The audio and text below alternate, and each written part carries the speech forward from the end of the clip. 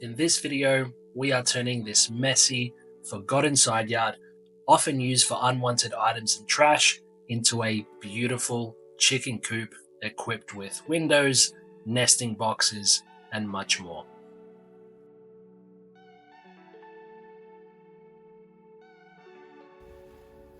The key thing is to ensure that you have a nice flat surface to begin building your structure. All of this extra soil and rubbish had to be removed prior.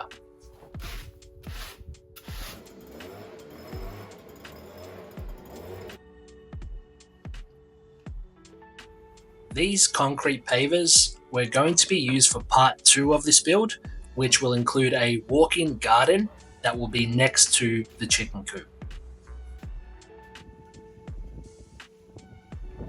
This is the existing garden, which is 2 small raised beds and a cover over the top. Although they served a great purpose, it's time for these to go and build something much bigger. Across this project, we're going to try and reuse as much material as we can, including this soil, which is still in really good condition.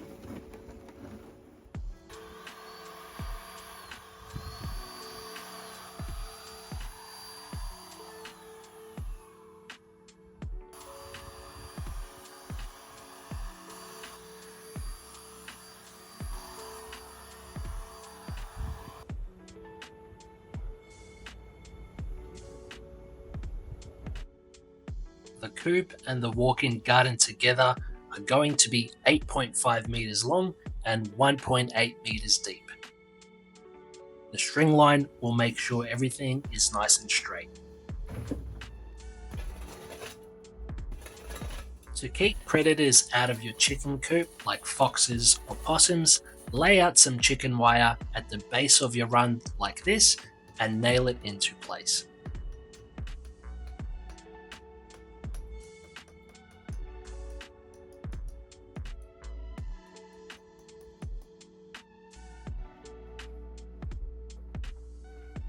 For the foundations of the run, the whole structure will be based off these H4 treated boards. The run is 4.6 meters long and 1.8 meters deep. These 4 boards will also act as a wall for the bedding sand inside. Chickens love to dig, and this would prevent the sand from leaving the enclosure. Make sure it's all nice and square before hammering in the other stakes. If you don't live in a cyclone area, stakes like these will be fine in ensuring that the coop stays put.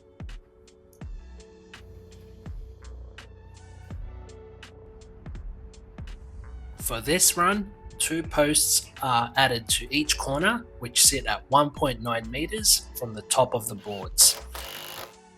They are then screwed directly into the foundation. 2 other posts are put 3.6 meters apart, which would be the support for the walls. Finish by adding 2 more posts to the back corners, which are half the size of the first 4.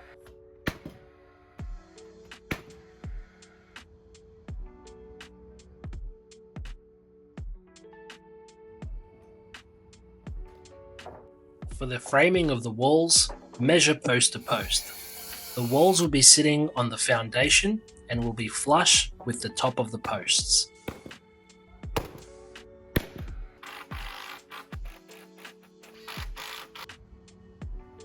Mark out where you want your studs to go.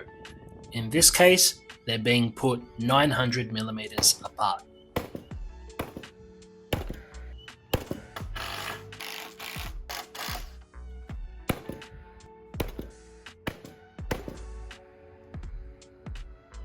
The studs are put 900 millimeters apart because the chicken wire is the exact same length. This makes it really easy to apply the wire to the frame and cut it with an angle grinder.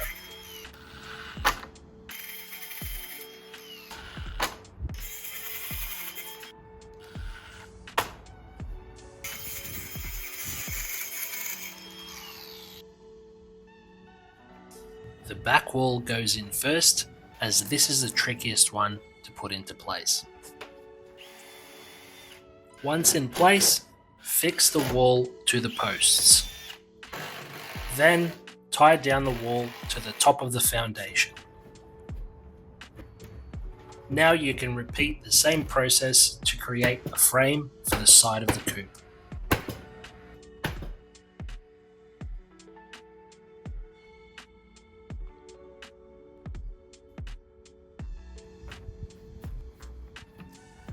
For the front-facing wall, we're going to follow the same process, but we're adding a double stud for where the entry door will be going.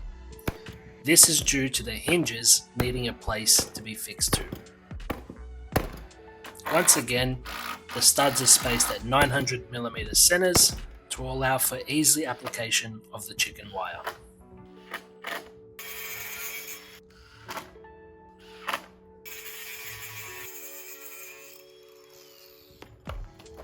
From this angle, you can see how the walls sit on top of the foundation and are also fixed to the posts. Once again, ensure that they are tied down to the foundation. We're adding a piece of timber across these two posts, which is also flush with the back two posts. It's 900mm in height, and what we're doing here is adding a subfloor for the hen house. This area here overhangs by 300mm because it's where the nesting boxes are going to sit.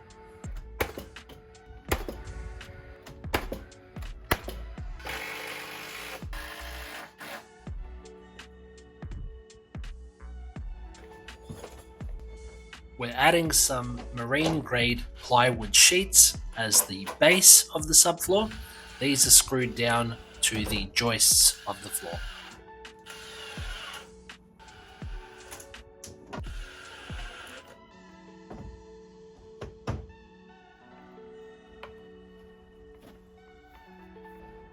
Before moving on to the structure of the hen house, we're finishing off by closing the run. These smaller walls, which follow the same process, run from the top of the foundation to the top of the posts.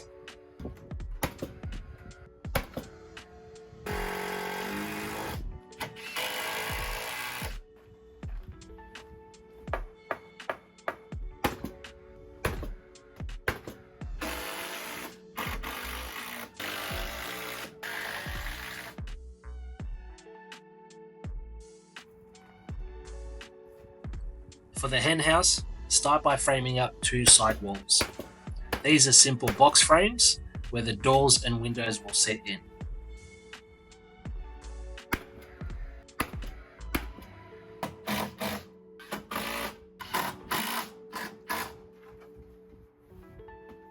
The back wall runs between the two side walls, and leave an area for a window as big as you like.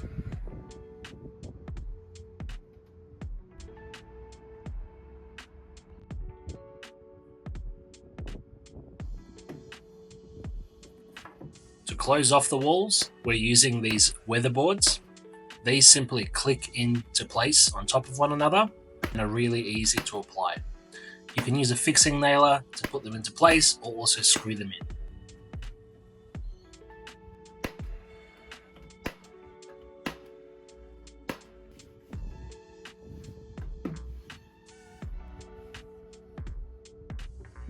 When closing up the back wall, I completely forgot that I left an area for a window, and once fixed into place, this needed to come out.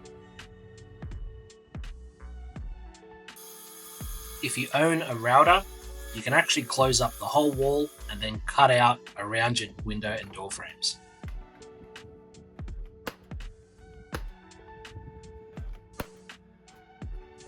We're not closing off the bottom area because this will be the access for the chooks to get into their nesting boxes. For the access door of the hen house, we're framing up a similar wall to the back wall, but we're applying the weatherboards on beforehand. Once again, you can make this window as big as you want. This door will make it really easy to clean the hen house straight into a wheelbarrow or a bucket. For the internal wall, you're once again going to create the same frame, but with this one, you're going to have two openings. One is for a window, and another is for an access door for the chickens, where a ladder will be.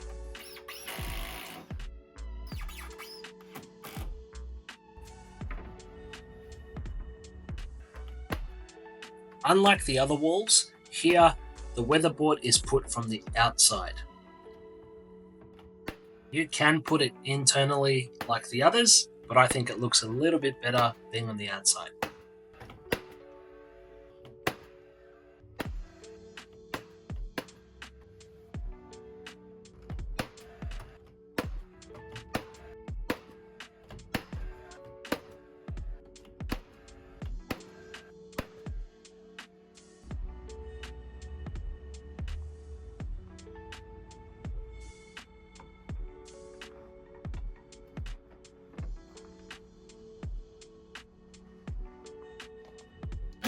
Before moving on to the next step, I applied chicken wire to the inside of each window. This way, when the windows are open for ventilation, no chickens can get out and nothing can get in.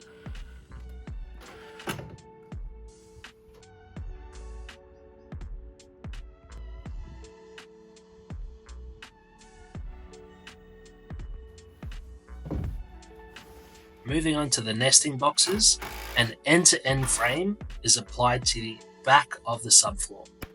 This frame should sit slightly lower than the back window, as you're going to have a small roof on top of it, which will create a water runoff.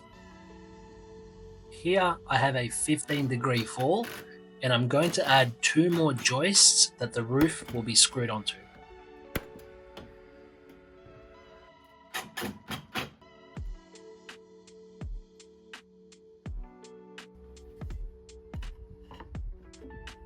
To copy the look of the rest of the external walls, we're going to put the weatherboards once again on the inside.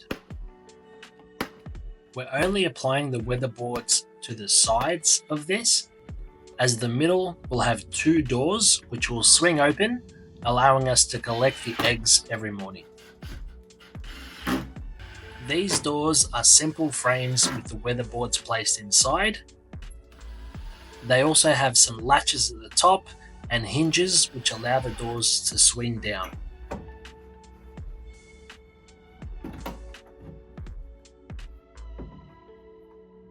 As a note, all of the framing for this coop and run was made with 70 by 45 treated pine timber. Before moving on to the windows and doors, it was time to give the run some colour. We've gone with a nice classic cream colour here.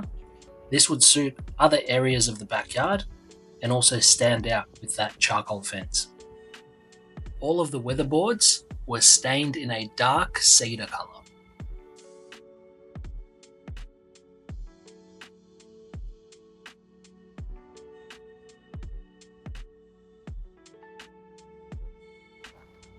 When putting together the windows, all it was 2 frames with a piece of plastic lining in the middle. We've gone with plastic to avoid any glass breaking, and you can also put all of the pieces together as the screws will go straight through the plastic.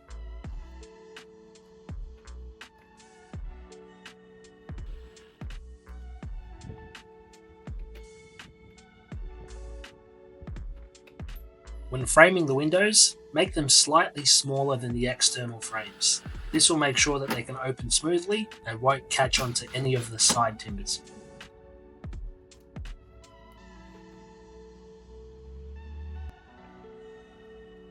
For the main access door of the run, it's a good idea to do a double door. This way, if you ever want to throw in some treats or anything like that, you can simply open the top door and not have to fully go inside. These are simple box frames with some support through the middle to ensure there's no sagging over time.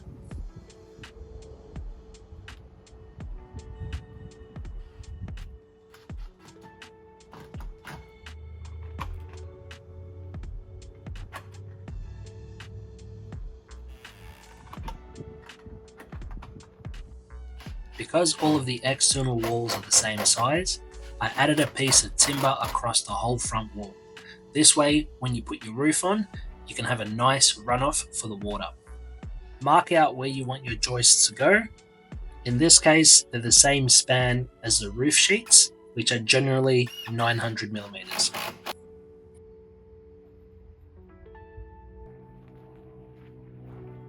Adding a string line between your first and last joist will make sure that they're all nice and flush.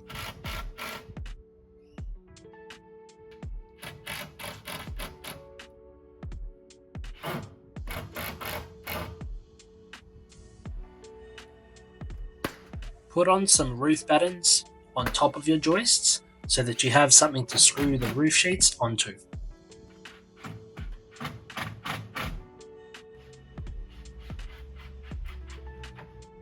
To collect the rainwater, I added a gutter across the whole back of the run. To finish it off, screw down your roof sheets onto the battens.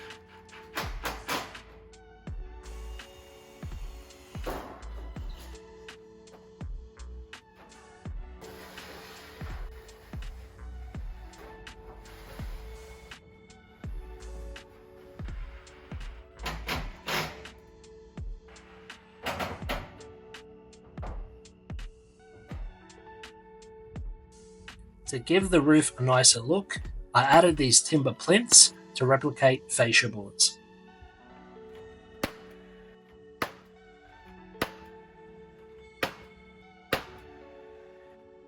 They were then painted in the same classic cream colour as the rest of the coop.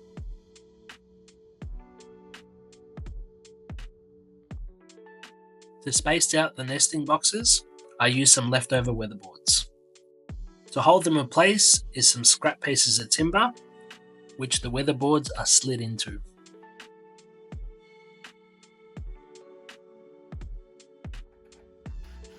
To finish off, put some roofing onto the top of the nesting boxes.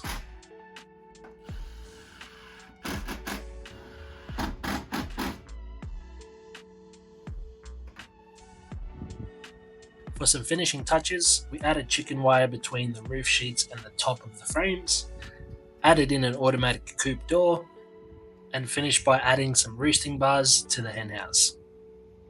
A ladder was added for access to the henhouse, as well as a swing and some other roosting bars. And the last thing missing was these guys. We picked them up from a local farm, and now they were old enough to go outside. It took them a few days to get familiar with their environment, but they were loving the space.